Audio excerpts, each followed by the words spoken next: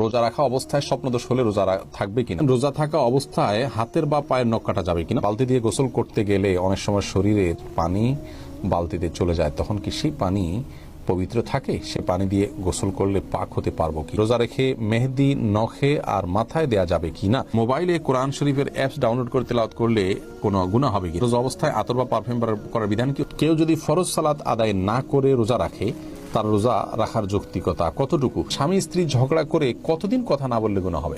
বিতির নামাজ কাজা পড়তে হয় কিনা এবং কাজা পড়তে হলে তা কখন পড়া উচিত? অসুস্থতার কারণে তারাবি যদি 20 রাকাত না পড়তে পারে তাহলে কত রাকাত পড়া উচিত? রোজা রেখে নাক বা কানে ড্রপ ব্যবহার করা যাবে কিনা? ওযু ছাড়া কি কোরআন পড়া যায়? বাসায় যদি কেউ না থাকে, ঘোমটা ছাড়া কি কোরআন পড়া যায়? সিয়ামরত মহিলার দিনের বেলা পিরিয়ড শুরু হলে দিনের বাকি অংশ না খেয়ে থাকতে হবে, খেলে কি গুনাহ হবে? মেয়ে মানুষ মারা গেলে মাইকে জানাজার ঘোষণা করে না কেন? রাসূল পাকের নাম স্মরণ করলে বৃদ্ধাঙ্গুলি দ্বারা চুম্বনের বিধান জানাবেন। আর বিলম্ব না করে চলুন তাহলে আপনাদের যে সমস্ত প্রশ্নগুলো আমাদের কাছে চলে এসেছে সেগুলোর উত্তর দিতে আমরা শুরু করি। আর সেই সাথে বলে রাখি যে এলমি একটা অনুষ্ঠান করা এবং হাদিস ভিত্তিক জ্ঞানের একটি অনুষ্ঠান, অতএব এটিকে অন্যদের দেখার সুবিধার্থে, অন্যদের জানার সুবিধার্থে শেয়ার করে দিন, ওয়াচ পার্টি করে দিন। এর মাধ্যমে আপনার ছোট্ট একটি ক্লিকের মাধ্যমে অনেক বেশি অফুরন্ত সওয়াবের আপনি অধিকারী হতে পারবেন। শয়তান আমাদেরকে এরকম সহজে অনেক বেশি অর্জন হতে পারে সে আমলগুলো থেকে ভুলিয়ে রাখে এবং এগুলোকে আমাদের কাছে গুরুত্বহীন করে রাখে। অতএব শয়তানকে আমরা কোনোভাবেই যেন সুযোগ না দিই। আল্লাহ তাআলা সেই তৌফিক দান করুন। এমডি ইয়াকুব হোসাইন জানতে চেয়েছেন, রোজা রাখা অবস্থায় স্বপ্নদোষ হলে রোজা থাকবে কিনা? থাকবে, কোনো অসুবিধা নেই। স্বপ্নদোষ মানুষ ইচ্ছাকৃত করে না, অতএব স্বপ্নদোষ হলে বীর্যপাত হয়ে গেলে ঘুমের মধ্যে আপনার রোজা কন্টিনিউ করতে পাওয়া হবে। স্বপ্নদোষের কারণে বীর্যপাত হলে সে কারণে আপনি গোসল করবেন, গোসল ফরজ হবে আপনার, কিন্তু রোজা ভাঙবে না। আহমেদ শাহাদাত জানতে চেয়েছেন, রোজা থাকা অবস্থায় হাতের বা পায়ের নখ কাটা যাবে কিনা? উত্তর কাটা যাবে, কোনো অসুবিধা। রোজা রেখে হাত পা নখ কাটা যাবে, এর সাথে রোজা ভঙ্গের কোনো সম্পর্ক নেই। সোহাগ খান এডি থেকে আপনি জানতে চেয়েছেন, বালতি দিয়ে গোসল করতে গেলে অনেক সময় শরীরের পানি বালতিতে চলে যায়, তখন কি সেই পানি পবিত্র থাকে? সে পানি দিয়ে গোসল করলে পাক হতে পারবো কি না? ভাই সোহাগ, বালতি দিয়ে গোসল করতে গেলে যদি শরীরের পানি বালতিতে চলে যায় কোনো অসুবিধা নেই। যদি সরাসরি সেখানে কোনো নাপাক আছে এটি আপনার কাছে প্রমাণিত না থাকে, সন্দেহের কারণে কোনো অসুবিধা নেই। খায়রুন নাহার জানতে চেয়েছেন, রোজা রেখে মেহেদি নখে আর মাথায় দেয়া যাবে কি না? রোজা রেখে হাতে, নখে ইত্যাদিতে মেহেদি দেওয়াতে কোনো অসুবিধা নেই। জিয়াউর রহমান জুয়েল জানতে চেয়েছেন, মোবাইলে কোরআন শরীফের অ্যাপস ডাউনলোড করে তেলাওয়াত করলে কোনো গুনাহ হবে কিনা? না, কোনো গুনাহ হবে কেন, সওয়াব হবে, কোনো অসুবিধা নেই। এরপরে শিহাব মন্ডল জানতে চেয়েছেন, রোজা অবস্থায় আতর বা পারফিউম করার বিধান কি? উত্তর হলো জায়েজ আছে, কোনো অসুবিধা নেই। আতর পারফিউম ব্যবহার করা যাবে, রোজা রেখে তেল ব্যবহার করা যাবে, কোনো অসুবিধা নেই। শাকুল খান জানতে চেয়েছেন, কেউ যদি ফরজ সালাত আদায় না করে রোজা রাখে, তার রোজা রাখার যৌক্তিকতা কতটুকু? তিনি রোজা রাখছেন, একটা ফরজ আদায় করতেছেন, এজন্য আমরা অবশ্যই তাকে অ্যাপ্রিসিয়েট করবো যে তিনি অন্তত একটা ফরজ আদায় করতেছেন। কিন্তু রোজা নামাজ না পড়ে রোজা রাখা মানে হলো যে তিনি লুঙ্গি না পরে আপনার গেঞ্জি পরার জন্য অস্থির হয়ে উঠেছেন। ব্যাপারটা এরকম হয়ে যাবে, গেঞ্জি পরাও দরকার কিন্তু লুঙ্গি পরার তার চেয়ে বেশি দরকার। অতএব নামাজটাকে সবচেয়ে বেশি গুরুত্বের সাথে দিতে হবে, তারপর তিনি রোজার জন্য চেষ্টা করতে হবে। নামাজ না পড়ে রোজা রাখা এটা হলো নামাজের গুরুত্ব বা সালাতের গুরুত্ব না বোঝার কারণে। আল্লাহ তাআলা আমাদের ভাইকে বোঝার তৌফিক দান করুন।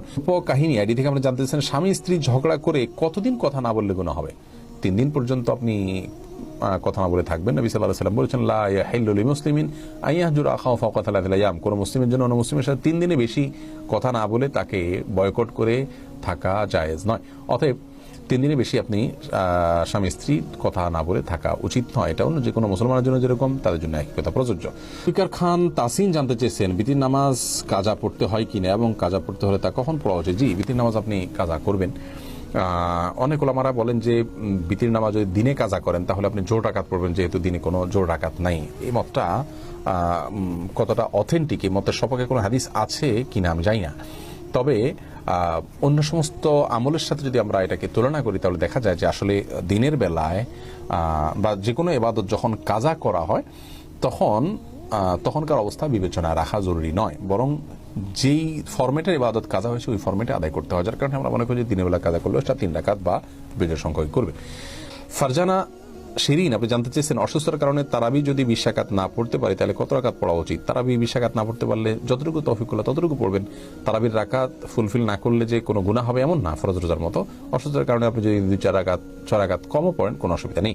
মেহেদি হাসান মির্জা জানতে চেয়েছেন রোজা রেখে নাক বা কানের ড্রপ ব্যবহার করা যাবে কিনা। ভাই মেহেদি হাসান, রোজা রেখে নাকে ড্রপ দিতে পারবেন না, কারণ নাকে ড্রপ দিলে সেটা গলায় যেতে পারে। নবী সাল্লাল্লাহু আলাইহি ওয়াসাল্লাম বলেছেন ওয়ামাদমিদ ইল্লা আন তাকুনা সাইমান, তুমি কুলি করবে কিন্তু রোজাদার হলে গড়গড়া করতে যাবে না, কারণ গড়গড়া করলে ভিতরে পানি যেতে পারে। নাকে ড্রপ দিলে সেটা যদি ভিতরে যেতে পারে, অতএব সেই জায়গায় এখানে নাকে ড্রপ দেওয়া যাবে না রোজা রেখে।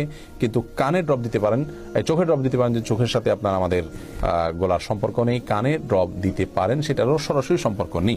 যদি আপনি গলায় স্বাদ অনুভব করেন ড্রপ দেওয়ার পরে কানে বা চোখে, তাহলে সেক্ষেত্রে আপনি সে রোজা আবার রেখে দিবেন, কিন্তু নাকে দিতে পারবেন না, যেহেতু নাকে দিলে সেটা ভেতরে যায়। স্বর্ণ এই আইডি থেকে আপনি জানতে চেয়েছেন ওযু ছাড়া কি কোরআন পড়া যায়? বাসায় যদি কেউ না থাকে, ঘোমটা ছাড়া কি কোরআন পড়া যাবে? ঘোমটা ছাড়া কোরআন পড়াতে কোনো অসুবিধা নেই। ওযু ছাড়া মুখস্থতেই কোরআন পড়তে পারবেন। কোরআন ধরলে ওযু লাগবে। সুস্থ মানুষ কি শুয়ে শুয়ে কোরআন পড়তে পারে? আপনি যদি কখনো শুয়ে শুয়ে মুখস্থতেই কোরআন পড়েন কোনো অসুবিধা নেই, কিন্তু কোরআনের গ্রন্থকে বুকের উপর নিয়ে পড়াটা কোরআনের সাথে দৃশ্যত অসম্মান, সেটা না করা উচিত। অসুস্থ হলে সেটা করা যাবে, অসুবিধা নেই।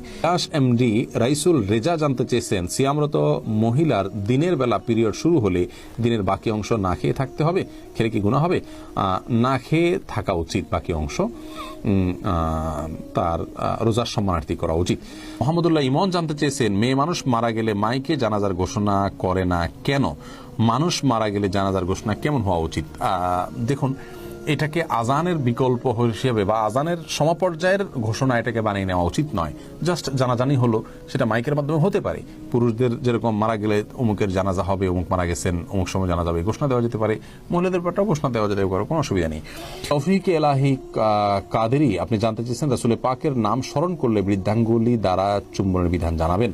রাসূল আকরাম সাল্লাল্লাহু আলাইহি ওয়াসাল্লামের নাম শুনলে দুরূদ পাঠ করতে হবে, এ বিষয়ে নির্দেশনা হাদিসে রয়েছে। কিন্তু তার নাম শুনলে আঙ্গুলে চুমো খেয়ে চোখে লাগাতে হবে বা আঙ্গুলে চুমো খেতে হবে, এরকম কোনো নির্দেশ বিশুদ্ধ কোনো হাদিসে এসেছে বলে আমাদের জানা নেই। আমরা নিশ্চয়ই জানি যে রাসূল আকরাম সাল্লাল্লাহু আলাইহি ওয়াসাল্লামের হাদিসের ক্ষেত্রে শুদ্ধাশুদ্ধের একটা ব্যাপার আছে। সকল হাদিসকে যদি আমরা আমলযোগ্য মনে করি, যেটা বর্ণনা শুদ্ধ নয়, হাদিস তো কখনো অশুদ্ধ হয় না, কিন্তু হাদিসের বর্ণনা সূত্রের মধ্যে যদি কোনো ত্রুটি থাকে, সেটাও যদি আমাদের আমল করতে হয়, তাহলে তো পৃথিবীতে আর আপনার মুহাদ্দিসগণ যুগ যুগ ধরে শতাব্দীকে ধরে হাদিসের সিদ্ধতা নিরূপণ করার জন্য চেষ্টা করেছেন, তাহলে তার কোনো মানে হতো না। বোঝা গেল যে আমাদেরকে বিশুদ্ধ হাদিস গ্রহণ করতে হবে। কোন বিশুদ্ধ হাদিসে নবী সাল্লাল্লাহু আলাইহি সাল্লামের নাম নেয়ার পরে আঙ্গুলে চুমো খাওয়ার কথা বর্ণিত হয়নি। বিভিন্ন তাফসিরের কিতাব, বিভিন্ন অন্যান্য কিতাবগুলোতে আছে। সে সমস্ত কিতাবগুলোর কোনো কথা থাকলে সেটা কোরআন অথবা হাদিসে প্রুফ থাকতে হবে। তাফসিরের কিতাবগুলোর যা আছে তার সবকিছু যদি আগাগুলো আমাদেরকে মানতে হয়, তাহলে তাফসিরগুলোতে কিন্তু অনেক ইসরাঈলী বর্ণনা ঢুকে গেছে, এরকম অনেক কিছু আছে, যার কারণে নবী সাল্লাল্লাহু আলাইহি সাল্লাম থেকে বিশুদ্ধভাবে এরকম কোনো বিষয় প্রমাণিত নয়। আমাদের যে সমস্ত ভাইরা চুমু খাচ্ছেন, নিশ্চয়ই নবী সাল্লাল্লাহু আলাইহি সাল্লাম ভালোবেসে চুমু খাচ্ছেন, কিন্তু মনে রাখা উচিত যে যারা চুমু খাচ্ছেন না তাদেরকে রাসূলের দুশমন বানায় দিচ্ছেন, এটা উচিত নয়। নবী আলাইহিস সালামের ভালোবাসা এটা চুমু খাওয়ার মাঝে আসলে নিহিত নয়, বরং তার ভালোবাসার প্রমাণ হলো আমরা তারকে কতটা অনুসরণ করার চেষ্টা করছি, তাকে কতটা মেনে চলার চেষ্টা করছি, তার পদাঙ্ক কতটা আমল করার চেষ্টা করছি, সেটার উপর নির্ভর করে।